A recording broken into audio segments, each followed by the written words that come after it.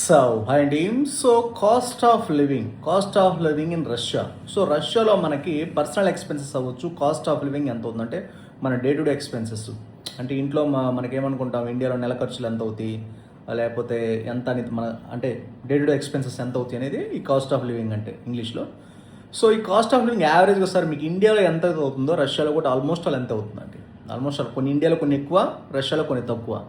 అక్కడ అక్కడ అక్కడ అవైలబిలిటీ ఉండే అక్కడ తక్కువ, ఇక్కడ అవైలబిలిటీ ఉండే ఇక్కడ ఎక్కువ. రష్యాలో ఇండియాలో చికెన్ రేట్లు ఎక్కువ, అక్కడ చికెన్ రేట్లు తక్కువ. అక్కడ గోధుమ పిండి రేట్లు తక్కువ, ఇక్కడ ఎక్కువ. కంపేర్డ్ ఇండియాతో పోల్చుకుంటే ఆయిల్ రేట్లు తక్కువ, కుకింగ్ ఆయిల్. ఇక్కడ ఆయిల్ రేట్లు తక్కువ ఎక్కువ.